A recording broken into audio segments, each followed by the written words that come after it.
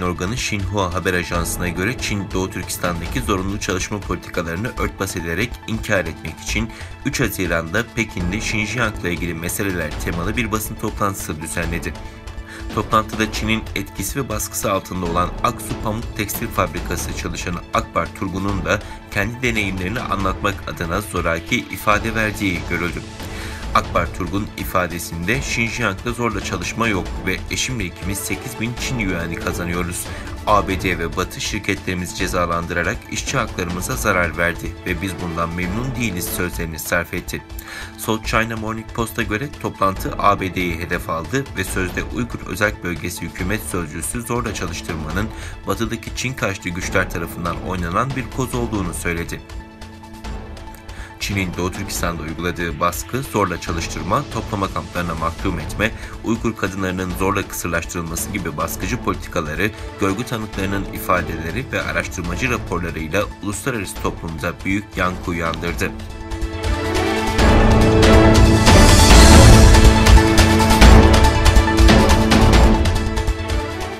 Alman medyası 7 büyük sanayileşmiş ülkenin gelecek haftaki zirvede Çin'in bir kuşak bir yol girişimine karşı küresel bir altyapı girişimi ortaya koyacağını bildirdi.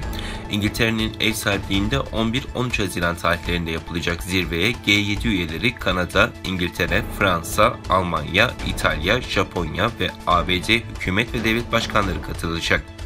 Almanya Business Daily, G7'nin bir belgede Asya, Afrika ve Güney Amerika'nın dünya ile uyumlu demiryollarından ve limanlarından, düşük karbon teknolojisinden ve ağ yapısından yoksun olduğunu işaret ettiğini bildirdi. Belgede ancak geçmiş deneyimler, kredi koşullarının belirsiz olduğunu, teminat hazırlıklarının yetersiz olduğunu, artan ulusal borçların ve kredi alan ülke halkının çıkarlarının ihlal edildiğini göstermektedir ifadeleri yer alıyor. Habere göre G7, gelişmekte olan ülkelerde büyük ölçekli inşaat projelerini teşvik etmek için küresel bir altyapı inşaat girişimi önermeyi ve böylece Çin'in tek kuşak tek yol girişiminin yerini almayı umuyor. Alman basında çıkan haberler bu planı kuşak ve yol girişiminin batı versiyonu olarak nitelendirdi.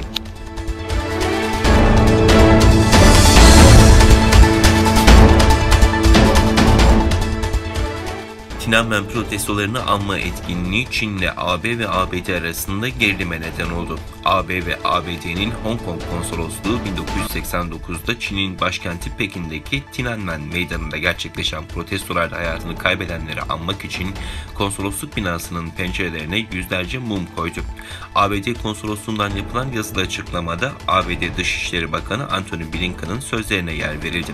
Açıklamada Tiananmen Meydanı katliamının 32. yıl dönümü bu meydan Çin Halk Cumhuriyeti hükümetinin 1989'da kendi hükümetlerinde söz sahibi olmayı, insan haklarını ve bu hakları kullanmayı savunan on binlerce kişiyi susturmak için yaptığı acımasız eylemlerle eş anlamlıdır. 32 yıl önce öldürülenlerin fedakarlıklarını ve devam eden hükümet baskısı karşısında bugün çabalarını sürdüren cesur aktivistleri onurlandırıyoruz denildi. Çin'in Hong Kong Dışişleri Bakanlığı ofisinden yapılan açıklamada ABD'nin Tiananmen'e yönelik yazılı açıklaması zayıf politik bir dram olarak değerlendirildi.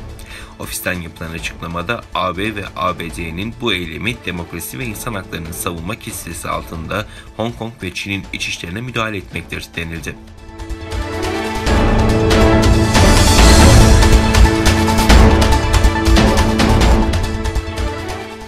Çin denizinde Çin'le Japonya arasındaki egemenliği tartışmalı adalarla ilgili gerilim yeniden yükseldi. İki ülkenin gemileri bölgede devreye geziyor.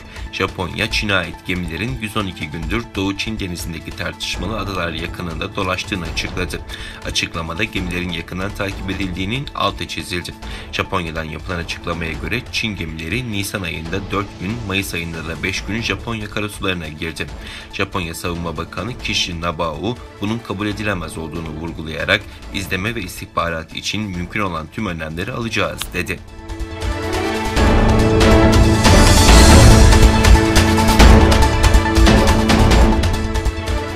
Çin'in Çin'in Anhui eyaletinde meydana gelen bıçaklı saldırı sonucu 5 kişi öldü, 15 kişi yaralandı. Anhui'ye bağlı Anqing şehrinde polis, Renmin yolu caddesinde yerel saatte 16.30 sularında yayalara bıçaklı saldırı düzenlendiğini duyurdu.